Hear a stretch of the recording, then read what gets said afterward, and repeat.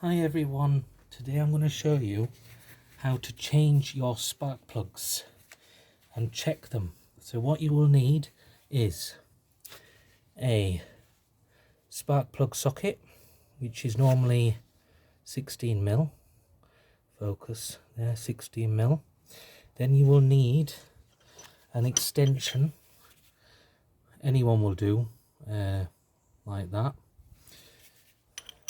And then you just need a ratchet. Okay, this is one of the easiest jobs to do on a car. So first, on my configuration, this is especially on older cars, you will just have normal HT leads. So you just pull, sometimes they can be a bit stiff. So you just pull it out like that and you heard it go bloomp. Then what you do is you find the spark plug, then you undo it anti-clockwise like that. Sometimes it can be in a bit tight, but they shouldn't be in too tight. Now then, once you've got to this stage, do the rest by hand. And preferably you want to do this on a cold engine, because your spark plugs tell you good information about how your engine is running as well. So normally with this socket it should just pull the spark plug up with it, but mine's a bit bust, so I have to do it manually. So there we go, out comes the spark plug. So what you're typically looking for on a spark plug, if it'll focus, come on focus, come on focus, it's not focusing. But what you're typically looking for on a spark plug is just, you don't see where this inner porcelain bit is, that white bit. You typically want to see that clean, and this earth strap electrode here should be like a coffee coloured. Okay, that shows you that the engine's running fine. Now then, this here is the spark plug gap, and you can't really see. So on my engine it requires quite a big gap of 1.3, but on a turbocharged engine you will want that gap very, very small, especially on forced induction engines. So once you've took your spark plug out, then it's just a case of getting the new one. Obviously these are pretty new, so I'm not going to be replacing them, but I'm just showing you how to do it. So then what you do is gently drop the spark plug into the hole. Then we want to do it by hand like that.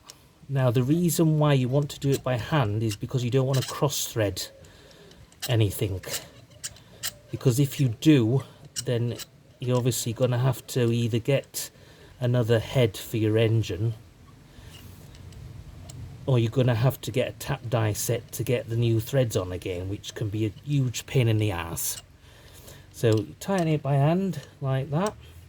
When it stops, then you use your ratchet on the tightening, and then what you do is you feel it when it's snug and it's tight like that, you just want to give it just a tiny bit more. So there, that's all you want to give a spark plug.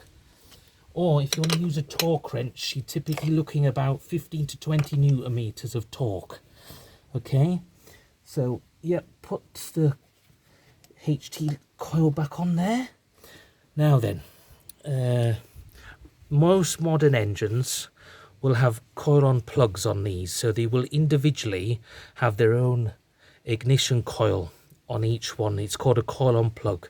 So with them, what you would do is you would just undo a little tab here, pull it off, then there'll be like a little tiny bolt next to each one that you would just undo first, and you just pull it out, and it's the same procedure as this. Whereas as you can see on my car, it has a coil pack where each individual HT lead goes to each individual spark plug. And so I'm just quickly going to tell you about the different sorts of spark plugs that you could get. So the main ones are copper, platinum and iridium. I'll just show you.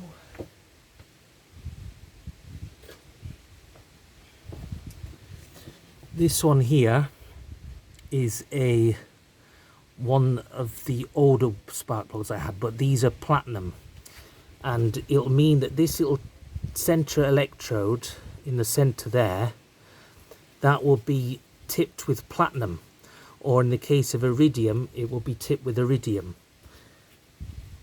And these platinum spark plugs will last between 80 and 100,000 miles. Copper plugs will last about 20,000 miles, and then iridium plugs can last up to 200,000 miles, but they're typically more expensive. So there you go, guys. I thought I'd share how to change your spark plugs.